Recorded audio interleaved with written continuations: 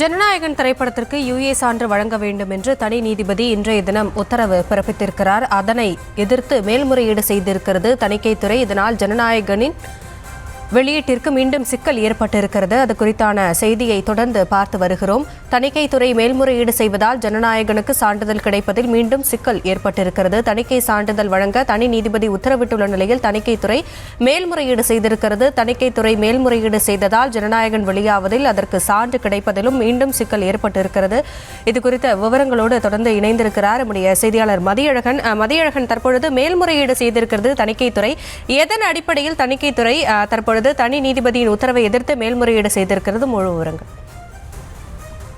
அதாவது தனி நீதிபதி முன்பு வழக்கு விசாரணை நடைபெற்ற பொழுது தணிக்கை வாரியம் சார்பில் வைக்கப்பட்ட வாதம் என்பது படத்திற்கு சான்றிதழ் கோரி கடந்த டிசம்பர் 18 தங்களுக்கு விண்ணப்பிக்கப்பட்டது. அதனை பார்த்த பின்னர் படத்தை எல்லாம் பார்த்த பின்னர் சில காட்சிகளை நீக்கினால் சான்றிதழ் தரப்படும் என்று தாங்கள் தெரிவித்தது உண்மைதான். 22/12/2025 இந்த தகவலை நாங்கள் படக்குழுவிடம் தெரிவித்து விட்டோம். அவர்களும் அந்த மாறுதல்களை எல்லாம் செய்து விட்டதாக எங்களிடம் தெரிவித்தார்கள். இந்த நிலையில்தான் இந்த படத்தை பார்த்த 5 பேர் கொண்ட குழுவில் ஒரு நபர் இந்த படத்தில் சில காட்சிகள் ஏற்றுக்கொள்ளும்படியாக இல்லை என்று தாம் கூறிய ஆட்சியர்களை ஏற்றுக்கொள்ளப்படவில்லை என்று தணிக்கை வாரிய தலைவரிடம் கடிதம் கொடுத்ததாக, அதாவது ரீஜனல் மண்டல அதிகாரியிடம் கடிதம் கொடுத்ததாகவும் தணிக்கை வாரியம் சார்பில் தெரிவிக்கப்பட்டது. அந்த கடிதமானது மத்திய தணிக்கை வாரிய தலைவருக்கு அனுப்பப்பட்டது. அதனை ஏற்றுக்கொண்ட மத்திய தணிக்கை வாரிய தலைவர் இந்த படத்தை அப்படி என்றால் இந்த படத்தை மறு ஆய்வுக்கு உட்படுத்துவது என்று அவர் முடிவெடுத்ததாகவும், அதாவது இந்த முடிவெடுத்தது என்பது 5/1/2026 என்று இந்த முடிவு எடுக்கப்பட்டு இந்த தகவல் 6/1/2026 என்று படக்குழுவிடம் தெரிவிக்கப்பட்டுவிட்டது. அதாவது படத்தை மறு ஆய்வுக்கு உட்படுத்துவது என்ற தகவல் கடந்த 6ஆம் தேதியே படக்குழுவிடம் தெரிவிக்கப்பட்டது. அதே நேரத்தில் இந்த மறு ஆய்வு என்பது எப்பொழுது நடக்கும், என்ன தேதியில் நடக்கும் என்பது எல்லாம் விரைவில் அவர்களுக்கு தெரியப்படுத்தப்படும். மறு ஆய்வுக்கு உட்படுத்தப்பட்ட பின்னர் அதன் பிறகு அவர்களுக்கு சான்றிதழ் வழங்குவது குறித்து முடிவெடுக்கப்படும். அதாவது சான்றிதழ் வழங்குவதாக 22ஆம் தேதி முடிவெடுத்த பிறகு மறு ஆய்வுக்கு உட்படுத்த முடியாது என்று கூற முடியாது. தங்களுக்கு என்று சில அதிகாரம் இருக்கிறது. அந்த அதிகாரத்தில் கேள்வி கேட்க முடியாது. ஏனென்றால் நாடாளுமன்றத்தில் சட்டம் இயற்றி தங்களுக்கு அதிகாரம் வழங்கப்பட்டு இருக்கிறது. அதே நேரத்தில் சான்றிதழ் கொடுக்கப்படுவதற்கு முன்பாகவே அவர்கள் நீதிமன்றத்தை நாடியது தவறு. குறிப்பிட்ட நேரத்திற்குள் சான்றிதழ் வழங்க வேண்டும் என்று எந்த நிர்பந்தமும் தங்களுக்கு வைக்க முடியாது என்றும் தணிக்கை வாரியம் தெரிவித்திருக்கிறது. இந்த விவகாரத்தில் தாங்கள் வெளிப்படைத்தன்மையுடனும் நேர்மையுடனும் செயல்படுகிறோம். அனைத்து தகவல்களும் படக்குழுவிற்கு தொடர்ந்து தெரிவிக்கப்பட்டே வருகிறது. இதில் எந்த உள்நோக்கமும் இல்லை. தாங்கள் சட்ட விதிகளை பின்பற்றி வருகிறோம். அதே நேரத்தில் ஒரு படத்திற்கு சான்றிதழ் கோரி விண்ணப்பித்ததிலிருந்து அவர்களுக்கு சான்றிதழ் அளிக்கும் வரை பின்பற்ற வேண்டிய நடைமுறைகள் என்ன, ஒவ்வொரு நடைமுறைகளுக்கும் எவ்வளவு காலமாகும் என்ற அந்த டைம்லைன், அதாவது கால அட்டவணை எல்லாம் கூட நீதிமன்றத்தில் தணிக்கை வாரியத்தால் தாக்கல் செய்யப்பட்டது.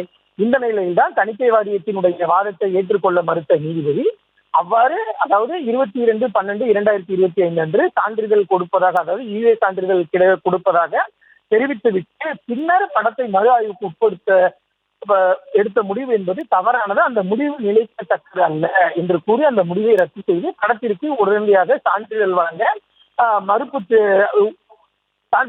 நீதிபதி உத்தரவிட்டிருக்கிறார். இந்த நிலையில் தான் தணிக்கை வாரியம் மேல்முறையீடு செய்து முடிவெடுத்திருக்கிறார். அதாவது தங்கள் தரப்பு வாதங்கள் ஏற்றுக்கொள்ளப்படவில்லை, தாங்கள் இது போன்ற வாதங்களை எல்லாம் வைத்தோம், தங்களுக்கு இது போன்ற அதிகாரம் எல்லாம் இருக்கிறது.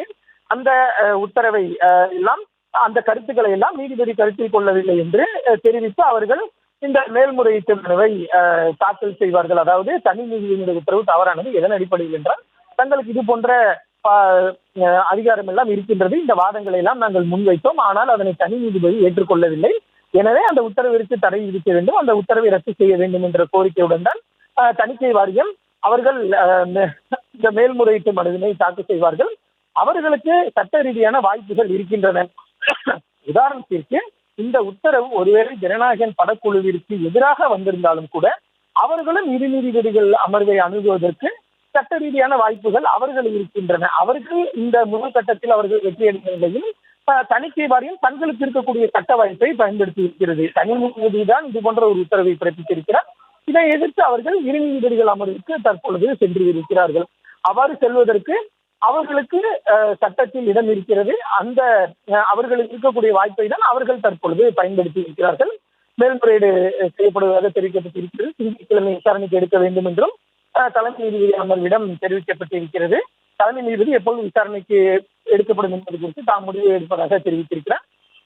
இந்த நிலையில்தான் ஒருவேளை இந்த வழக்கு திங்கட்கிழமை விசாரணைக்கு எடுத்துக் கொள்ளப்படும் பட்சத்தில் அன்றைய தினமே முழு நாளும் விசாரணை நடைபெற்று தீர்ப்பு வழங்கப்படுமா அல்லது தீர்ப்பு ஒத்திவைக்கப்படுமா என்ற கேள்வி எழுகிறது.